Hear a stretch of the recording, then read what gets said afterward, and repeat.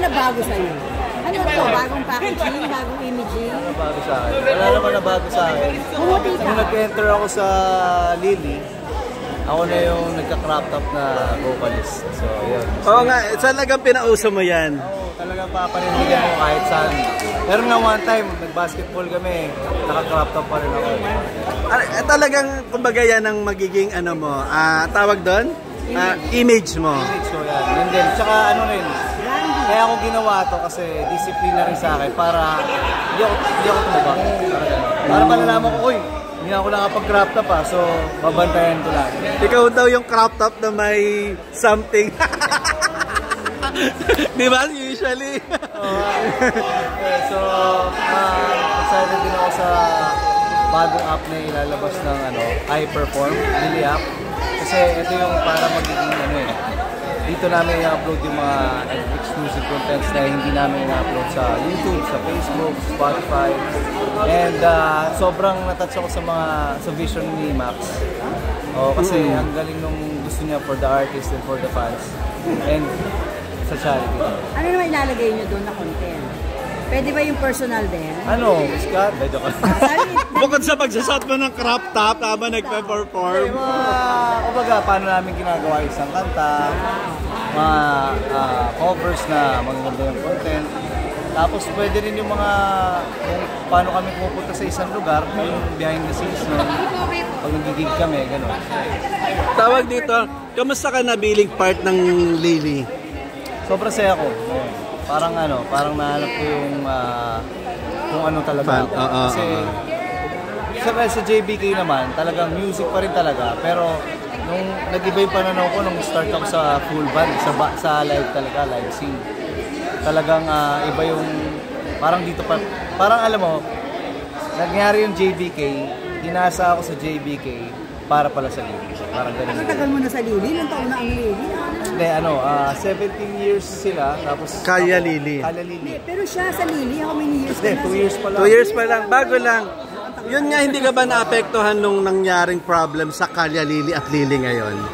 Being baguhan, bilang baguhan. Well, somehow, medyo. Kasi, syempre, kahit naman wala akong kinalaman sa away or parang issue nila, nandun ako sa grupo na yan eh. So, sino ba papanigan? Siyempre yung band. Hindi ka naman nababash because you're part ng Lily now. Dahil dun sa mga fans na mga Kalya Lily before. Parang hindi, ganyan. mas nababash pa ako kasi nagka-crop top ako eh. Kasi, Kian, shades, nakamaa. Tapos ako biglang naka-crop top. Pero okay kayo ni Kian? Hindi pa kami nag-meet. Actually, parang hindi naman kami nag-meet pa. So, ako, wala naman ako issue sa kanya. So, pag nag-meet kami, papansinin ko siya. Pag di na ako pinansin, no problem.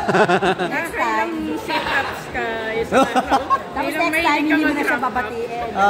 Ako talaga everyday. Kung wala akong, pag di ako napag-gym, push-up everyday. Ano sabi mo? Ang tanong mo? Pag hindi ka na binatin, next time mag-meet kayo, hindi mo na siya babatiin. Papating, patry ko ulit. Diba? Tatry pa sa second time around. Meron 3 times eh. Okay. May 3 times. May 3. Pag 3 na, wala na. Tapos dito, Pero alam mo, dahil nagka-crop top ka, aware ka na pinagdududahan yung gender mo. Oo naman. Pero kasi ako, secure ka sa sarili mo, wala akong pakialam kung sino. may girlfriend ka ngayon?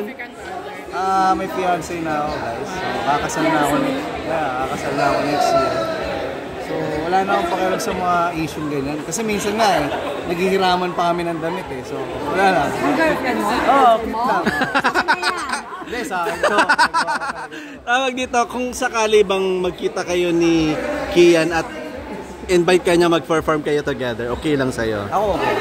Okay lang sa akin. Actually, yung banda, nung nag-interview mga kami dati, ito lang, nung nakaraan na, gusto rin nila na parang makita na, parang alam mo yung makasalubong. Kasi 2 years na silang hindi nakikita. Simula na nagka-issue, parang gusto lang sana namin makasama sa isang event or para makita. Para malaman nila. Kung okay na. Kung okay na. Kung tingin mo, okay na ba ito? You know? Kasi feeling ko sa kanila okay na naman. Pero bawal nyo bang kantahin yung ibang mga songs ng Kalya Lily before at song nyo ngayon? Parang sa performance nyo, wala namang ganon. Hindi kasi ang maganda sa amin, yung drummer namin na si Lem Delaro, siya yung gumagawa ng mga hit songs ng Kalya Lily. So nasa kanya yung pagmamayari ng song.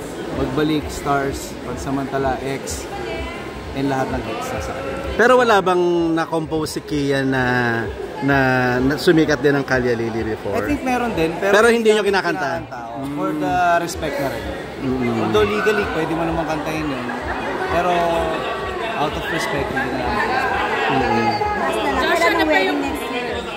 July next year. Okay lang, may nakaprepare na lang. Hindi pa eh, mahirap na eh, may high school. Pero more on more on, pagka sa wedding kasi babae talaga masusunod. Ano yung plan ng wedding? Garden? Beach Hindi, wedding? church wedding. Church wedding. Josh, nag-start ka as an actor. Bumalik ulit sa... Bumalik. Looking forward pa rin. Parang, pero hindi ko siya, kumbaga, first priority ko is band.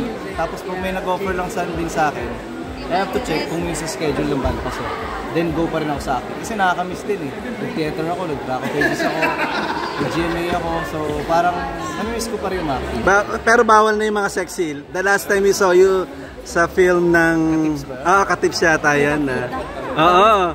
Buti nga hindi ka nag... Ano naman, Or bawal na ba dahil lili ka na ngayon? Or hindi naman? Hindi naman. Kung kailangan sa craft, sa movie, pwede. Pero, Hindi ka naman binabawaran. ha? Feeling ko mag-ibig. Na-invite na ako pa. Si Yuki nasa Viva Max na, di ba? Siyog ako, nag-ibig. Oo nga eh. Na-invite na ako sa Viva Max pero parang sa ngayon hindi ko pa kaya. Reunion na magdalawa lang. Papayagan ka ba ng asawa Sabi si mo? Tita Baby. Halimbawa, just in case, kung ma-invite ka sa Viva Max, papayag si asawa o si girlfriend. Hindi, ako, na-invite na talaga ako. Pero hindi na ako magbe-Viva Max kasi parang out of respect na rin sa akin. Hindi naman bawal din sa grupo nyo kasi you're part ng Lili. Wala naman Wala pinagbabawal. naman, pero kasi ako yung parang nagmamarketing din sa amin. Parang feeling ko hindi siya magandang brand sa Lili. Kasi nagulat kami dahil Kalya Lili, di ba? Matagal na yung banda. Pero ang dami namin mga fans na mga below 18 years old. So, Dahil sa'yo.